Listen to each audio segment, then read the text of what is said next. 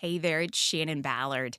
Southern Mysteries is an independent podcast made possible by the support of patrons who help me continue to share stories like the one you'll hear today. I appreciate all my patrons, including our newest members, Alyssa Leslie from Port Orchard, Washington, Veronica Martins from Willow Spring, North Carolina, Julia Vineyard from Woodstock, Georgia, Laura Blackberg from Tallahassee, Florida, Justine Richards from Oakland, Oregon, Gina Harbison from Penton, Alabama, Casey Wilborn from Henniger, Alabama, and to new patrons listening and supporting from mysterious locations, Catherine Simonson, Angela Tinker, Cecilia Busick, Char, and K&M Emery. Thank you for your support. When you join in supporting the show on Patreon, you can hear ad-free episodes and the show archive of the first 3 seasons. You can also join at a level where you have access to lots of bonus content like the archives of patron-exclusive podcast and the patron-exclusive monthly podcast, Audacious, Tales of Scandalous and Shocking Crimes in American History. There are 2 options for joining on Patreon, and it's easy to opt in and out. See for yourself and start listening to episodes you haven't heard yet at patreon.com/Southern Mysteries.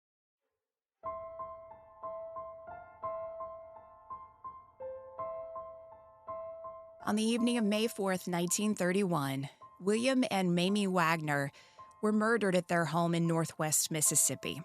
The Jackson Clarion-Ledger called the murders of one of the most prominent couples in the area the most brutal tragedy that has ever happened in this section of Mississippi. Welcome to Southern Mysteries, exploring history and mysteries of the American South.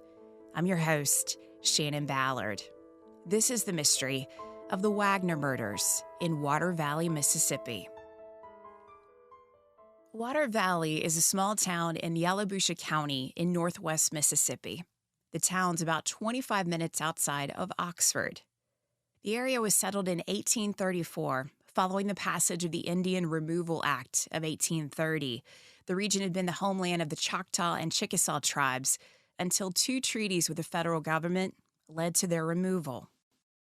A small number of white settlers built cabins on the land that would officially be named Water Valley in 1847. A stagecoach stand was opened, and throughout the 1840s, the town grew, with businesses, doctors, lawyers, and more merchants establishing stores along Main Street. In 1852, the Mississippi Central Railroad was chartered to open a new rail line between New Orleans and Jackson, Tennessee. The town, knowing the line would mean big business for Water Valley, continued to grow throughout the 1850s, with the first hotel opening, followed by a drugstore and several churches. In 1858, Water Valley was officially incorporated, and by 1860, the Mississippi Central Railroad was completed. Passenger and commercial trains rolled through town daily. In 1860, the census listed the population of Water Valley at about 300 people. This growing community had just started to prosper when the Civil War began. The town was occupied by Union soldiers in 1862, and throughout the war, most of the buildings in Water Valley were destroyed or damaged, along with the vital Mississippi Central Railroad. Following the war, the railroad was rebuilt, and the establishment of new businesses brought hundreds of new workers and their families to Water Valley. In 1920, Water Valley's population reached just over 4,300 people. But the Great Depression and loss of railroads in the late 1920s and early 1930s led to an economic decline, with the population declining to just over 3,700 in 1930. Water Valley wouldn't come back from that economic decline until the early 2000s, when residents from nearby Oxford sought cheaper housing options. They moved to Water Valley, opened new businesses along Main Street, and began buying and restoring Water Valley's historic Victorian and colonial revival homes. Water Valley's growth following the Civil War led families from the northern parts of the United States to relocate and pursue a new chapter. This was true for William and Molly Wagner. They moved from Pennsylvania to Water Valley after the war. Mr. Wagner worked as a respected ticket agent for the Mississippi Central Railroad. The couple welcomed their son, William Buford Wagner, in 1867. In 1902, William married Mamie Herron in Water Valley. By 1903, they had 2 sons, but one died in 1910 at the age of 7. William Buford Wagner was a prominent citizen of Water Valley. He would become the president of the Bank of Water Valley in 1915, owned the popular Wagner's Department Store, and became a primary stockholder in the town's twine mill, which fostered respect due to the job security the mill afforded many citizens. The Wagners led a privileged life. Newspapers shared many stories of Mamie traveling up and down the East Coast on excursions with her son, William, along with cousins and sisters-in-laws. William Wagner Jr., who preferred to be called Bill, also traveled the world thanks to his father's success and wealth. On the evening of May 4th, 1931, everything changed for the Wagner family. William and Mamie were murdered at their home in Water Valley. Newspapers across the state, including the Jackson Clarion-Ledger, carried headlines about the murder, calling it one of the most brutal tragedies that had happened in this section of Mississippi. The Water Valley Presbyterian Church overflowed with friends and relatives who gathered to pay their final respects before the Wagners were laid to rest in Oak Hill Cemetery. Sadly, their son Bill was unable to attend the funeral. At the time his parents died, Bill was working in Honduras. He sailed from Honduras on May 7th and arrived in the port of New Orleans on May 11th.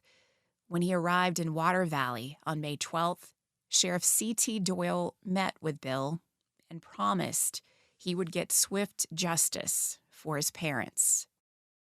The heinous murder of Mamie and William Wagner was headline news across the region. But there were whispers around town that William Wagner's temper may have led to the murder, and his wife may have gotten caught up in the middle of a situation. William Wagner was very respected in Water Valley. He contributed to the town's economic growth, but he had a reputation as a man who could lose control of his temper. He was even accused of being responsible for the death of a pastor in 1899. Reverend H.P. Gibbs spoke out against William Wagner's uncle, Daniel, and the Wagner family management of the mill. The Methodist pastor was appalled by horrifying accounts of child labor at the mill and took to the pulpit to call out the management of the mill and demand the practice end. Daniel Wagner tried to talk to Reverend Gibbs and the mill managers to make peace regarding the situation. But he claimed Reverend Gibbs continued to agitate mill workers and managers to the point the company asked for and obtained an injunction against Gibbs visiting the mill or any Wagner business. When the Reverend was seen near a Wagner business, Daniel Wagner claimed he was seized with an irresistible impulse which he could not control and slapped the Reverend in the face. William Wagner and one of the Wagner business partners rushed to Reverend Gibbs, who was now sitting in his buggy. They asked if he planned to cease writing slanderous articles against the family and the mill. Reverend Gibbs replied he would continue to share what he knew was happening. William Wagner responded by striking Reverend Gibbs several times. He had to be pulled away from the attack by his uncle Daniel and another man and taken away from the scene. Over the following weeks, Reverend Gibbs went about his business, kept speaking out against the Wagners, preaching and writing as he always had, until he became ill. Doctors said he had congestive malarial fever, which was complicated with pneumonia in both lungs. 20 days later, Reverend Gibbs died.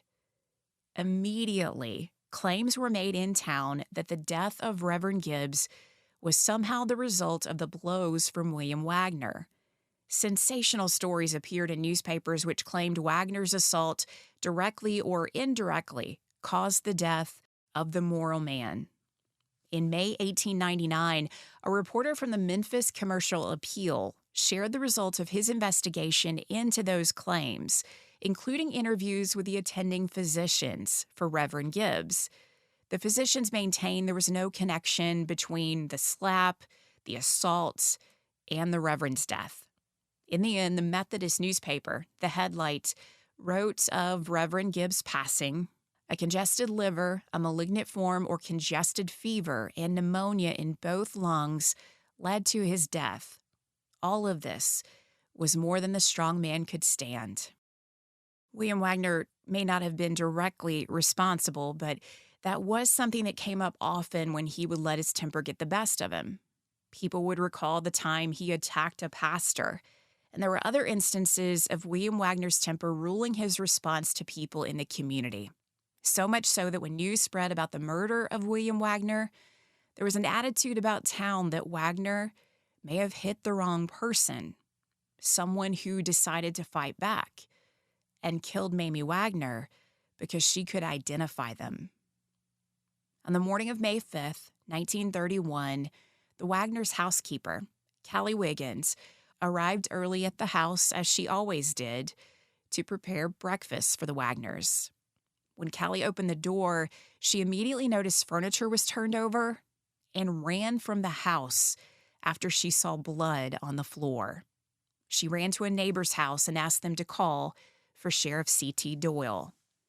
Doyle responded along with the city marshal and found evidence of a serious crime. There were bloody footprints on the floors of the Wagners' home, furniture overturned from what appeared to be a serious fight, but there was no sign of William or Mamie Wagner. Based on the amount of blood in and around the house and the discovery of a blood-stained axe, investigators assumed they were looking for murder victims. News spreads quickly in small towns. A crowd gathered outside of the Wagner property and watched as investigators came in and out. Neighbors offered to help search for William and Mamie Wagner, which led to the discovery of a body in a shallow grave in the garden behind their house. Investigators uncovered the body of William Wagner, whose skull had been crushed behind his left ear. His forehead had been bashed in, and there was a gash from the right side of his forehead down his left cheek. Authorities were certain the fatal blows had come from the axe found at the scene. Investigators continued to search for Mamie Wagner. When the sheriff opened and searched the couple's garage, he found more blood. There was a bloody handprint on the light bulb hanging inside, and blood inside the couple's Chevy sedan. The blood inside the vehicle indicated Mamie Wagner may have been transported from the scene, which made no sense to investigators. Why bury William on the property in a shallow grave, but take Mamie somewhere else? The sheriff called on volunteers to help search for Mamie Wagner. Soon, they found her body in a deep ravine, 2 miles from the Wagner home. Mamie had cuts all over her head, along with bruises across her body, and her throat had been slashed. The town of Water Valley was closed by order of Sheriff Doyle. He worried the killer or killers may still be in town and attempt to escape. He also ordered his men to keep watch over the presumed murder weapon, that bloody axe. He wanted to make sure no one else touched it, just in case fingerprints on the handle could lead to a suspect. Authorities were certain that the murder of William and Mamie Wagner was motivated by revenge. Their deaths indicated someone harbored rage against them. Detectives John Fox and Eugene Wagner were called in from Memphis, Tennessee, to assist Sheriff Doyle with the investigation. Eugene Wagner was William Wagner's nephew. Now, the first interview was with the person who discovered the crime scene, the Wagner's housekeeper, Callie Wiggins. In the 1930s, details of the investigation were printed in True Detective magazine, including transcripts of interviews. Sheriff Doyle and detectives noted Callie's recall of details that morning proved helpful in their investigation. Callie was asked if she knew of anyone who had a grudge against her employers, would want to hurt them. And Callie said she did not. They questioned Callie at length and were about to wrap up the interview when one of the detectives returned to something Callie had casually mentioned. She said the only person she had seen around the Wagner's house on the morning she arrived was Sam Whitaker. The 18-year-old worked for the Wagners as an occasional driver, and he did yard work for them. The sheriff asked why Sam would be at the Wagners so early in the morning. Callie explained jaybirds had been picking at Mr. Wagner's cherries, so Sam had brought a slingshot to rid the orchard of pests. The sheriff asked Callie if Sam said anything to her, and she did remember that Sam greeted her and then mentioned the Wagners weren't home and there wasn't any use for her to even go in the house. Authorities thanked Callie for her help and brought in Sam Whitaker for questioning. Sheriff Doyle asked Sam what he knew about the murders. Sam replied he knew nothing and had been at home when it happened. This line of questioning went back and forth for about an hour. Sam was asked why he had blood on his shoes, to which he replied he must have stepped in it somewhere. When asked to show his hands, Sheriff Doyle noticed what he believed to be dried blood under Sam's fingernails. Fingerprints were taken from Sam for comparison to prints found on the axe and on the light bulb in the garage. And footprints were taken for comparison to prints found all across the property. Sam's footprints and fingerprints matched, but this alone was not enough evidence to get a conviction for double murder. Sam worked on the property, and there was a reasonable assumption that his prints would be found in the garage since he drove for the Wagners. Sheriff Doyle called Sam Whitaker back in for questioning and asked him the direct question, "Did you kill the Wagners?" Sam Whitaker hesitated and then said, "Mr. Wagner slapped me Monday for stealing his gun. He told me he was going to whip me the next day, so I took his axe and went into the house last night." When pushed by Sheriff Doyle to continue, Sam said the following: "I found Mrs. Wagner in the dining room, and I struck her over the head. She fell across the dining room table. I heard someone coming and ran to the back door, leaving Mrs. Wagner on the floor in her room. It was Mr. Wagner at the back porch. I hit him on the head with the axe, and he fell. Emmett Shaw was waiting for me in the yard. He helped me carry Mr. Wagner out, and we found a shovel in the garage. We buried him in the backyard in a shallow grave because we knew we didn't have much time." Authorities looked into Emmett Shaw and found he had worked for and been fired by Mr. Wagner after he was caught stealing. Emmett was working for a chain gang at the time of the Wagner's murder, but he had trustee status, which meant he was not in jail at night. Deputies were sent to search for Emmett Shaw as the detectives and Sheriff Doyle continued to interrogate Sam Whitaker, who kept talking. Sam said his sister Adele Whitaker came upon the scene where Emmett and Sam were burying William Wagner. According to Sam, they forced her to help them before Sam went back into the Wagner house. They knew Callie would arrive soon to make the Wagners breakfast, and they were running out of time. Mamie Wagner was on the floor, groaning in pain. According to Sam, he and Emmett picked up Mamie Wagner and carried her out to the garage. When he walked in, he reached up to turn on the light so they could see how to put Mamie in the car. Sam told Detective Fox he was the one who drove the car a couple of miles until they got to the area where they could dump Mamie's body. Sam and Emmett pulled her from the car and hurled her over the ravine. Just before they returned to the car, Sam claimed he heard Mamie groaning. He climbed down into the ravine and slashed her throat in what he said was an act of mercy to put her out of her misery. Deputies tracked down Emmett Shaw and brought him in for questioning. When Emmett was told he was implicated as an accomplice in the murder of the Wagners, he denied any involvement. He referred to the Wagners as good people he would never harm. But when pushed by Sheriff Doyle to prove where he had been the night before, Emmett Shaw could not offer an answer. When Adele Whitaker was brought in for questioning, she admitted she called on her brother at the Wagners and ended up being forced into helping bury Mr. Wagner. Adele's confession was in line with her brother's, which convinced the detectives and Sheriff Doyle that Sam Whitaker, Emmett Shaw, and Adele Whitaker were guilty of the murders and the disposal of the bodies. The detectives once again questioned Sam Whitaker, who said previous violent attacks against him by William Wagner and William's chastisement of him for not returning a borrowed gun led to his rage and the murder he planned with Emmett Shaw. Sheriff Doyle knew word would spread quickly of the confession of Sam Whitaker, his implication of Emmett Shaw, and Adele Whitaker's confession.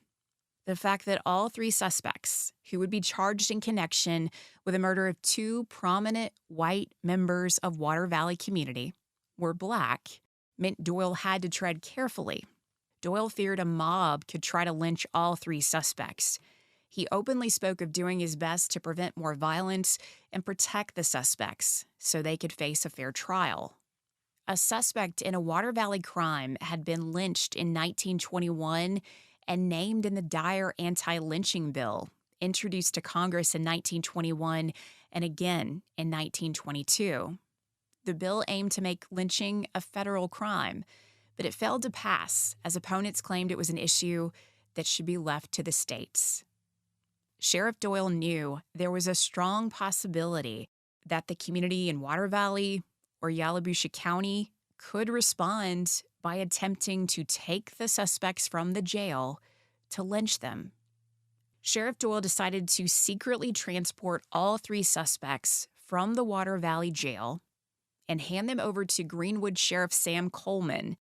They were placed in the protection of the Leflore County Jail.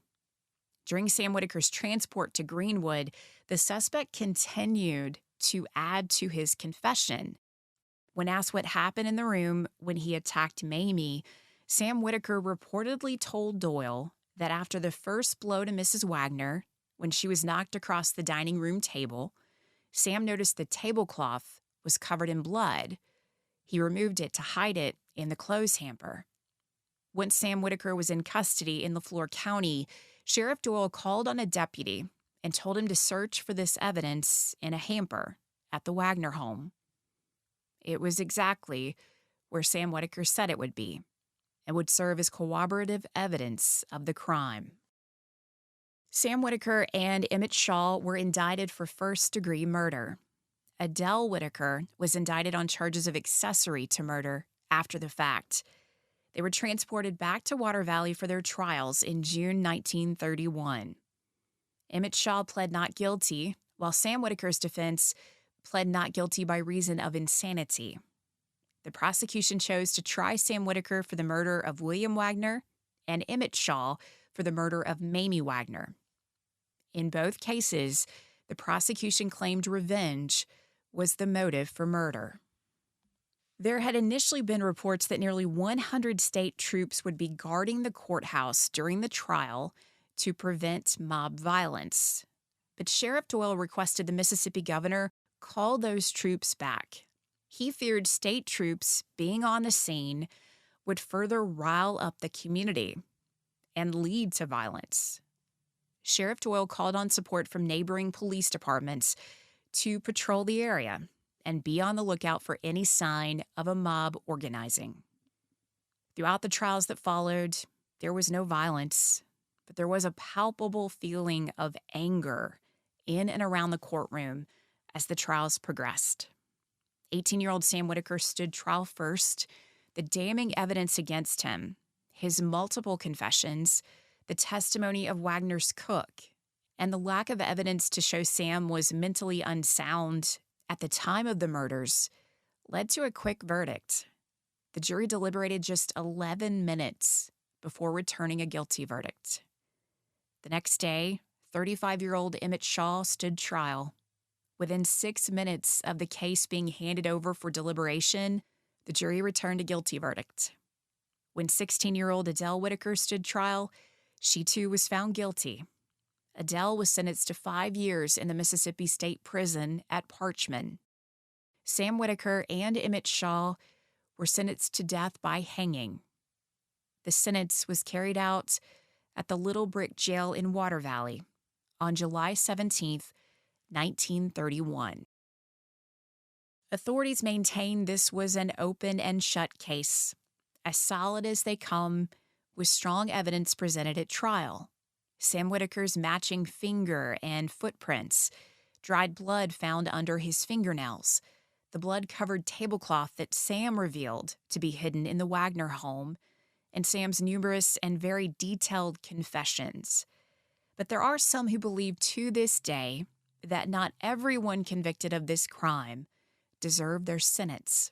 Some argue Sam, Emmett, and Adele did not receive a fair trial, and there may have been others involved. It is complicated when you consider Sam Whitaker's numerous statements of confession included not only the implication of Emmett Shaw as an accessory to murder. In 2 separate interviews, Sam had claimed 3 young white men were also involved in the crime. Sam also later changed his statement to say Emmett Shaw did not help him, and there were no white accomplices involved. There was direct evidence linking Sam Whitaker to the crime scene, but that was not the case for Emmett Shaw. He maintained his innocence, even as he stood on the gallows and was executed.